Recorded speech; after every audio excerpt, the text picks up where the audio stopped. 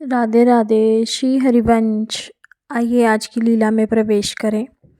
आज की लीला का शीर्षक है जात ना पूछे कोय। ये कौन है ऐसे वट वृक्ष की जटाओं में लटकी हुई? गोपी नहीं, ये तो कोई शबर कन्या है। कहीं फांसी तो नहीं लगा ली?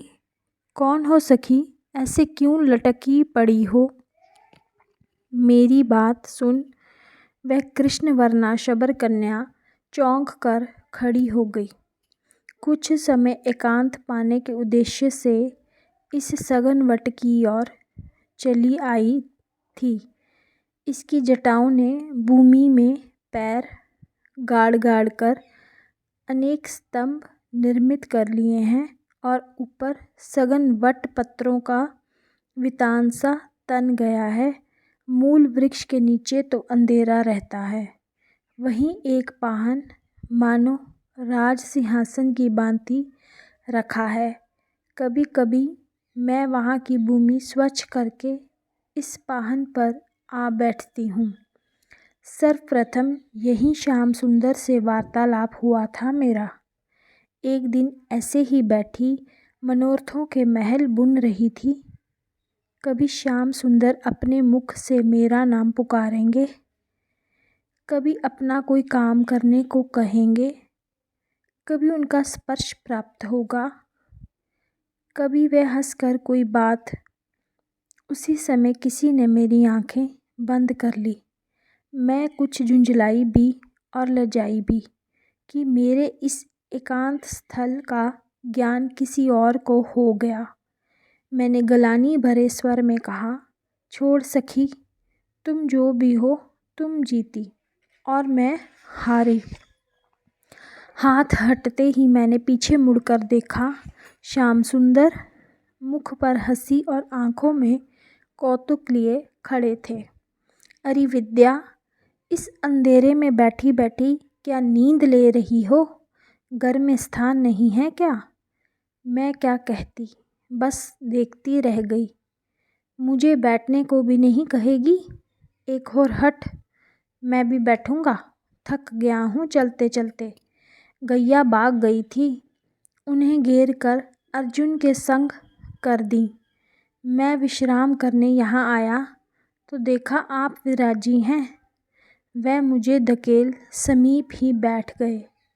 कैसी मधुर देह गंध, निहारिणी बतरावनी। ए विद्या, बोलेगी नहीं? उन्होंने मेरे सिर पर हाथ रखकर जोर से हिला दिया। अकस्मात मुझे ध्यान आया ये थक गए हैं। मैं उठकर उनके चरणों में बैठ गई और उन्हें गोद में धर धीरे धीरे संवाहन करने लगी। आह, कैसे सुंदर कोमल चरण बिन पन्ही के इस कठोर भूमि पर गयन के पीछे दौड़े। मेरी आंखों से कुछ बूंदें उनके चरणों पर झर पड़ी। क्या हुआ री? उन्होंने हंसकर मेरा मुख ऊपर उठा दिया। तेरे आसन पर मैंने अधिकार जमा लिया, इससे रो रही है?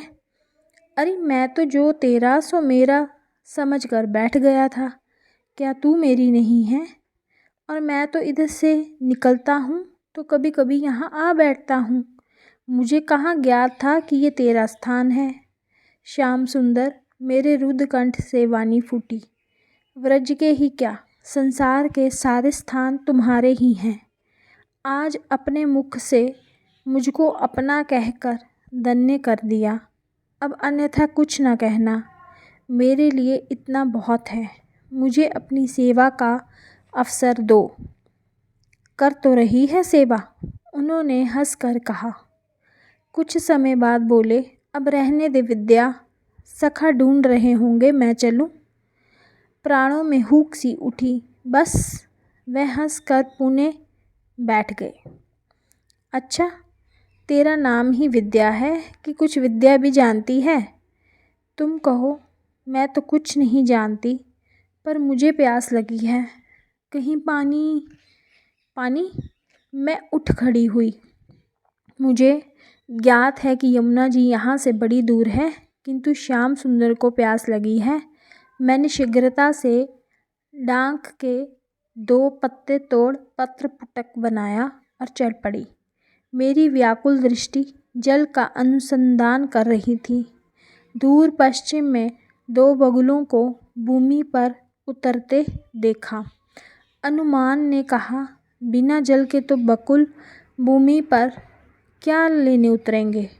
मैंने शीघ्रता से पद बढ़ाए। वहाँ जाकर देखा, कुछ नहीं, केवल 2 हाथ स्थान पर बड़े बड़े हरित तृण सिर उठाए खड़े हैं और उनके बीच एक बकुल भूमि में चोंच गड़ाए कुछ खाने की चेष्टा कर रहा है। मुझे निराशा हुई।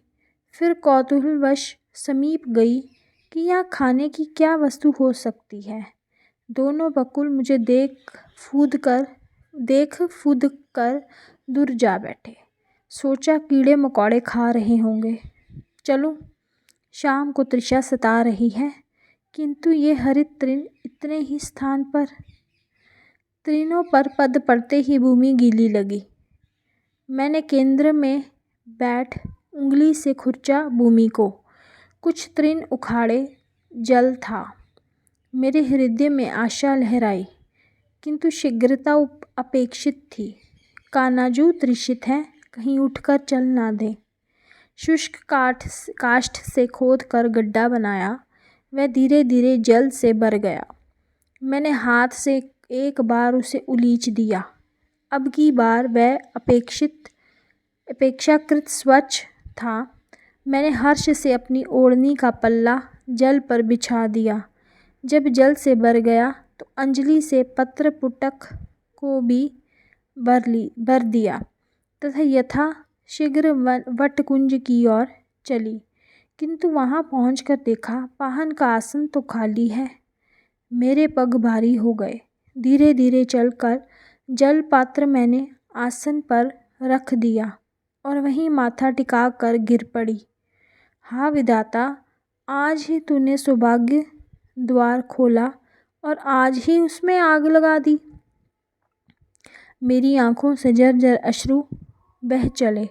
हृदय की ऐंठन सही नहीं जाती थी। मुझे देर हो गई। तुम प्यासे हो। मैं जल तक ना पिला सकी। व्यर्थ है मेरा ब्रह्म विद्या होना, व्यर्थ है। देवर्षि, तुम्हारा आशीर्वाद व्यर्थ है। मेरी तपस्या, ये जन्म सब व्यर्थ हो गया, सब व्यर्थ हो गया। निराशा के अंधकार में चेतना डूबने लगी। जब आँख खुली, वह कमल मुख सम्मुख था।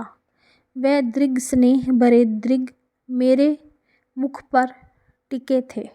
वह अपने पीताम्बर के गीले छोर से मेरा मुख पोंछ रहे थे। कैसी बावरी है री तू। मैं तो इस पेड़ के पीछे छिप गया था कि तू मुझे पुकारेगी, ढूंढेगी, किंतु तू तो आते ही ऐसे गिर पड़ी जैसे पाँव कट गए हों। उन्होंने हंसकर मेरा मुख अपने वक्ष से लगा लिया। अब इस सुख की तुलना मैं किससे करूं? एकाएक स्मरण आया, ये तृषित है। मैं उठ पड़ी। तुमने जल पी लिया? आहा, तू तो मरी पड़ी थी। वह खुलकर हंस पड़े। जल कौन कैसे पीता? मैं तो स्वस्थ हूँ, तुम जल पी लो। मैंने पत्र पुटक हाथ बढ़ाकर उठाना चाहा, किंतु उन्होंने उसे उठा लिया। नहीं, पहले तू पी, देख तेरे होंठ सूख गए हैं। जाने कहाँ से जल खोद लाई है, सो पहले तू पी ले। उन्होंने जल पात्र मेरे मुख से लगाना चाहा। मैंने हाथ से बाधा दी। आंखें भर आईं।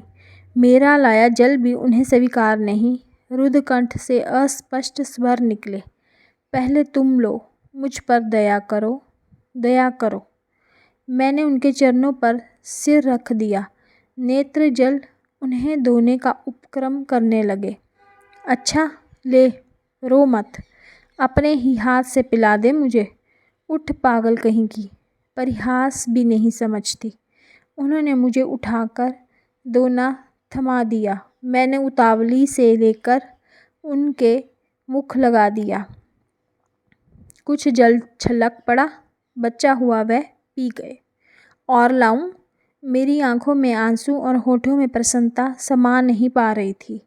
चल, मैं भी चलूं, देखूं कहाँ से लाई है तू। यहाँ तो आसपास कहीं जल नहीं है।